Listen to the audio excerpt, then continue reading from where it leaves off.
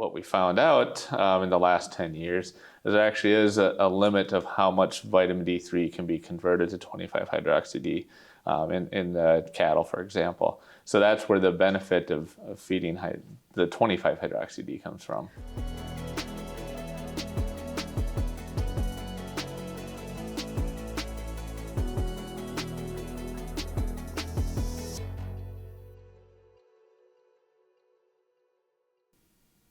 Sources of vitamin D supplementation to promote lifetime performance.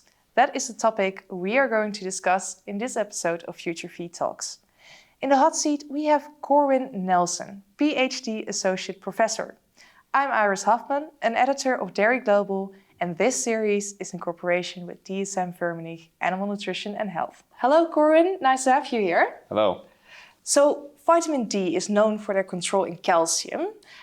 So what is it in relation with milk fever? Yeah, so vitamin D is discovered nearly 100 years ago, in the early 1920s is when it was discovered. And it was discovered for its role in rickets, which was due to calcium. And so it's necessary for the way the body controls calcium homeostasis in all animals, including dairy cows. So if you have deficient vitamin D, that would impair calcium. So milk fever is a problem of when hypocalcemia, when it becomes too low, and then the cow loses its ability to control normal muscle functions and so on. So it's been thought that vitamin D was necessary to support that, which it is. But the limitation is how much vitamin D is actually needed to control that milk fever. So it's necessary, but it's not. It doesn't necessarily prevent milk fever. Exactly. And are there other benefits with vitamin D supplementation? Since that initial discovery of vitamin D nearly 100 years ago, we've discovered many different roles of vitamin D in the body, not just for cows, but other animals, such as many that you may hear about is the role in prevention of cancer, or its role in obviously skeletal development. But the immune system, that's one that I've worked on a lot, is the role of vitamin D in the immune system. So increasing antimicrobial factors in the immune system, controlling inflammation, those are some of the other benefits of vitamin D in the body. So in your presentation, you mentioned that there are different sources of vitamin D. How does that work? Yeah, so naturally, what we've always heard, go outside and get vitamin D from the sun, right? Yeah. So that's the natural source. Our skin is exposed to sunlight, and our bodies will produce vitamin D3 from a molecule in our skin. That's how we 150, 200 years ago, 1,000 years ago, that's how people and animals acquired vitamin D. And from there's another vitamin D that's not necessarily what the body uses. It has to be converted to multiple other metabolites. One of those is the 25-hydroxy vitamin D metabolite, which it circulates in our blood, and it's the precursor to the active form of vitamin D. The 25-hydroxy D form is. So we've supplemented vitamin D3. Which is what can be produced in our skin. We supplemented that to animals for probably 60, 70 years now. We've had this in animal diets, and people have taken it as a supplement. So just recently now, we've had the exciting development of the 25-hydroxy-D as a supplement in diets. Yeah. They've been doing this in poultry for 30 or 40 years, but now it's in ruminants. Just recently in Europe, it's been approved. But it's been used in other countries now for the last 5 to 10 years. And why is it that it took so long for dairy? Because it was already there in poultry. Is it different, or how does that work? Probably, I don't know the exact reason for that. Sometimes it just takes time for the approval, but really showing the need for it. And so poultry, there's a definite need because poultry don't absorb vitamin D as well. So 25-hydroxy-D, poultry will absorb that faster. So there's a very significant need to provide the 25-hydroxy-D for poultry. And so that's why there's work and the efforts made to get 25-hydroxy-D or high D on the market for poultry. several years ago. So it wasn't necessarily thought that, and I even would have thought this 10 years ago. I've been at the University of Florida for 11 years now, and when I started there, I would have thought, we don't need to feed 25-hydroxy-D to ruminants because they can convert that vitamin D3 to 25-hydroxy-D without any problems. What we found out in the last 10 years is there actually is a limit of how much vitamin D3 can be converted to 25-hydroxy-D in the cattle, for example. So that's where the benefit of feeding the 25-hydroxy-D comes from. Yeah, because what is that difference between vitamin D3 and the 25-hydroxy, if you could name a couple? Yep. So from I'm a biochemist, so I'll give you this biochemical difference. It's a very simple difference. It's an oxygen molecule on the 25-hydroxy-D versus the normal vitamin D3. So that's from a biochemistry standpoint, that's the only difference. Now from say a nutritional standpoint, the difference is that what you're doing is simply bypassing this step in the liver. So you're providing a form of supplemental vitamin D. So if you give the 25-hydroxy vitamin D as a supplement versus the vitamin D3, you're just simply bypassing that step in the liver.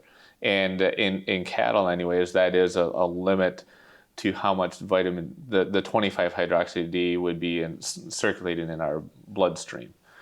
So that's the difference from a physiological standpoint, I guess. So does it also mean you need less of the 25-hydroxy-D? Yes, relative to the vitamin D3. So in cattle, for example, we can supplement less 25-hydroxy-D than we did vitamin D and get the same amount of serum 25-hydroxy-D concentrations, right? Because it's used more effectively that way by the system.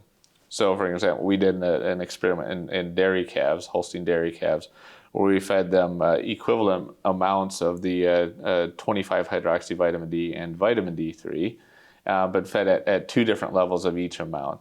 And what we found is that we could feed half the amount of the vitamin D3 compared to the 25-hydroxy-D3 and still get the same amount of serum 25-hydroxy-D. So you could, in the young dairy calf anyways, you could cut the amount in half and still maintain the same level of serum 25-hydroxy-D3.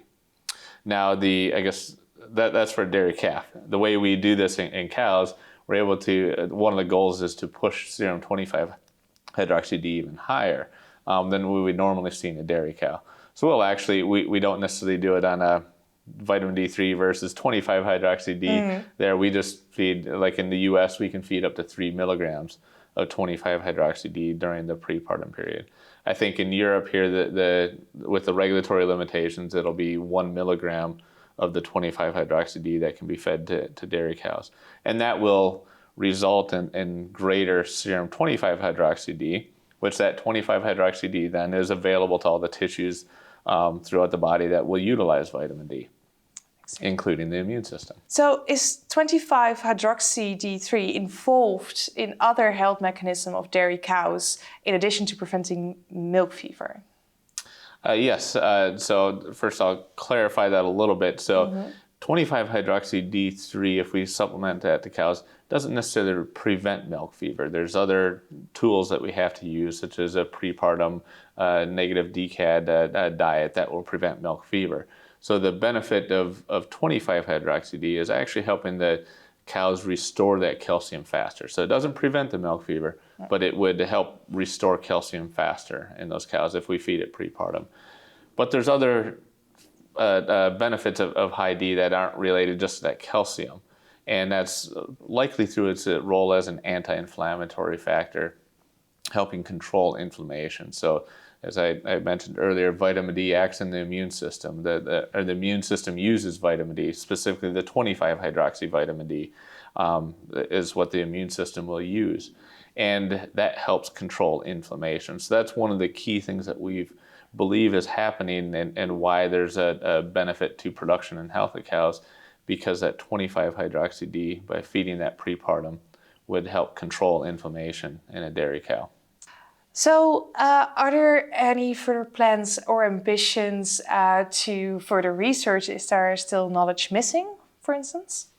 Yeah, so one of the exciting things that we're working on right now is maternal and fetal vitamin D metabolism. So understanding how supplemental vitamin D, whether it's the vitamin D3 or the 25-hydroxy D, how that is going to affect fetal growth and fetal development. And so that's one of the things that we're working on right now. In fact, have experiments ongoing looking at, first of all, fetal vitamin D metabolism, but then looking at how it affects fetal development, not only skeletal development and growth, but also the immune development.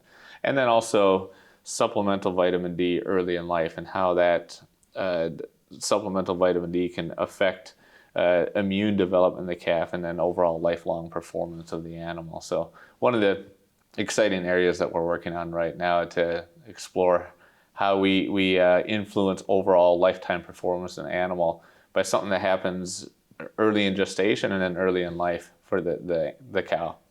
Exactly. Well, thank you very much for your insights. It was a pleasure to have you here. Thank you very much. Thank you for the opportunity. And thank you for watching Future Feed Talks. Do you want to see more episodes or listen to our podcast? Please click on the links below.